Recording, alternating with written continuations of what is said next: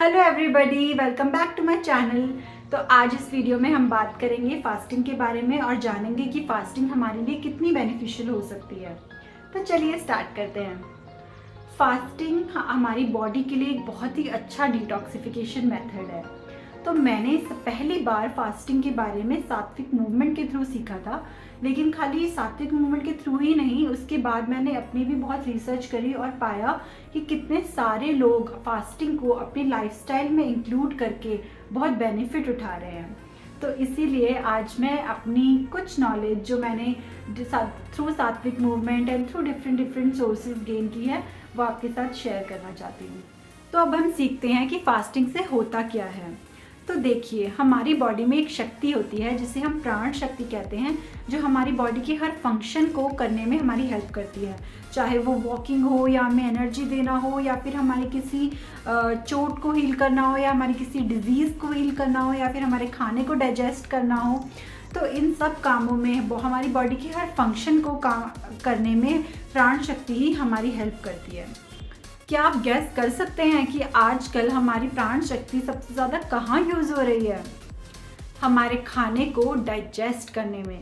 In today's lifestyle हम जैसा खाना खा रहे हैं उसको डाइजेस्ट करना बहुत डिफ़िकल्ट है और हमारी प्राण शक्ति उस खाने को डाइजेस्ट करने में ही चली जाती है।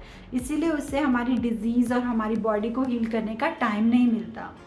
क्या आपको पता है फ्रूट्स को डाइजेस्ट करने में 3 आवर्स लगते हैं और वेजिटेबल्स को डाइजेस्ट करने में 6 आवर्स और ग्रेन्स को डाइजेस्ट करने में 18 आवर्स। और आजकल बहुत सारे लोग, मोस्ट ऑफ द लोग 3 टाइम सिर्फ ग्रेन मील ही खा रहे हैं। तो सोचिए कि कितना टाइम लगता होगा उस खाने को डाइजेस्ट करने में। तो हमारी प्राण शक्ति हम पूरा टाइम उस खाने को डाइजेस्ट करने में ही लगी रहती है और उससे हमारी बॉडी को हील करने का बिल्कुल टाइम नहीं मिलता। अगर हम अपनी प्राण शक्ति को या सिंपल वर्ड्स में अपनी बॉडी को उसका काम करने दें तो वो अपनी सारी प्रॉब्लम्स यानी कि हमारी सारी डिजीज़ को अपने आप ही हील कर सकती है। लेकिन हम खुद ही अपनी बॉडी को हील करने की प्रोसेस में एक बाधा बनते जा रहे हैं। अब जब हम फास्ट करेंगे तो हमारी प्राण शक्ति को खाना नहीं डाइजेस्ट करना पड़ेगा, तो अब वो क्या करेगी? हमारी बॉडी को हील करेगी, हमारी बॉडी के अंदर जमी हुई पुरानी से पुरानी गंदगी को बाहर निकालेगी और हमारी बॉडी को अंदर से साफ करके टॉक्सिन्स फ्री बना के हमें डिजीज़ फ्री बनाएगी। मैंने सिर्फ सात्विक मूवमेंट से ही नहीं बल्कि और भी बहुत रिसर्च करके पाया है कि कितने सारे लोगों ने फास्टिंग को अपनी लाइफस्टाइल में इंक्लूड करके अपनी पूरी लाइफ बदल दी है। Also there is a documentary called fat burn and nearly dead, जो आप देख सकते हैं, जो सिर्फ फास्टिंग के ऊपर है और जहाँ से आपको पता चलेगा कि कैसे फास्टिंग की मदद से लोगों ने अपनी लाइफ चेंज की है। और बहुत सारी साइंटिफिक रिसर्च ये कहती हैं कि फास्टिंग हमारे लिए एक्सट्रीमली बेनिफिशियल है। और अपने आसपास आप खुद देखिए ना, हमारे हर रिलीजन में फास्टिंग को कितनी इम्पोर्टेंस दी गई है। फॉर एग्जाम्पल नवरात्रि साल में हर 2 बार आती है और वो उसी टाइम पर आती है जब सीज़न चेंज होता है। तो इसी टाइम पे नवरात्रि क्यों आती है और क्यों ही हमें नवरात्रि में फास्ट करने के लिए कहा जाता है? क्योंकि जब सीज़न चेंज होता है तो हमें बहुत इम्यूनिटी की ज़रूरत होती है, क्योंकि सीज़न चेंज में हमें फीवर, कफ, कोल्ड, वायरल ये सब होने के चांसेस रहते हैं। तो इसीलिए हमारी इम्यूनिटी को बूस्ट करने के लिए ऐसा कहा जाता है कि आप फास्ट कीजिए। तो जब आप फास्ट करते हैं तो आप नेक्स्ट 6 मंथ्स के लिए यू आर गुड।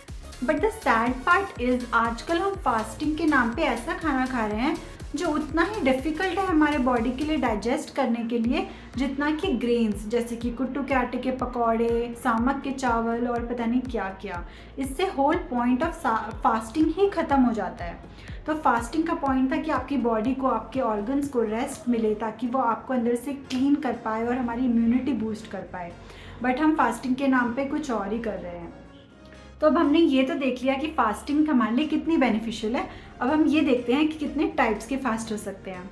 तो there are so many types of fast, like fruit fast, juice fast, water fast, dry fast. अगर आप एक बिगनर हैं तो आपको ईजी फास्ट से ट्राई करना चाहिए, जैसे कि फ्रूट फास्ट। या फिर आप किसी प्लेटफॉर्म की भी हेल्प ले सकते हैं। फॉर एग्जाम्पल सात्विक movement has this 3 day juice fast workshop. आप वो भी ज्वाइन कर सकते हैं, जिससे आपको नॉलेज भी मिलेगी और हैंड होल्डिंग भी हो जाएगी।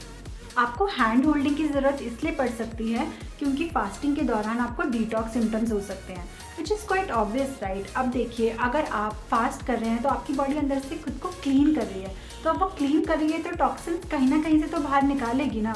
सो when you're fasting and you're experiencing detox symptoms, it means your body is taking the toxins out in the form of sweat through fever or maybe in the form of vomiting, या फिर आपको diarrhoea हो सकता है।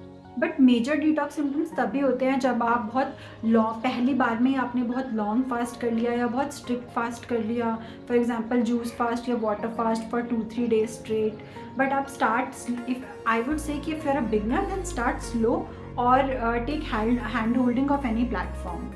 तो मैंने ये experience किया है कि अगर आप लाइक छोटा फास्ट कर रहे हैं, फॉर एग्जांपल 1 day फास्ट, तो आपको थोड़ी वीकनेस लग सकती है, and that is also quite obvious right, because आपकी बॉडी जो है अंदर से हीलिंग करने में बिजी है, तो वो आपको एनर्जी कैसे देगी।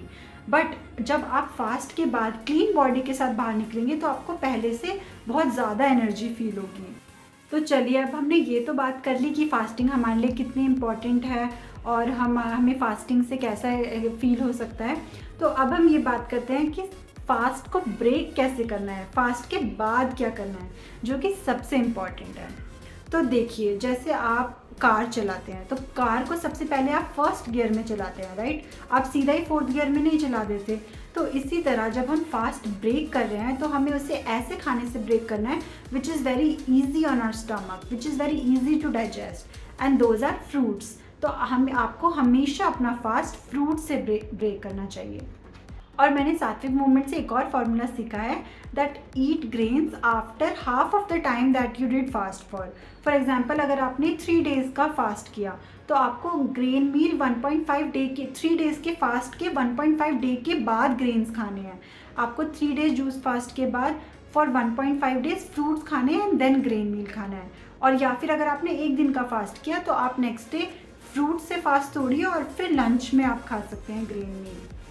So that's all from my side guys. Please tell me your feedback in the comment section below, या अगर आपको कोई भी डाउट है तो वो भी आप comment section में पूछ सकते हैं। Thank you.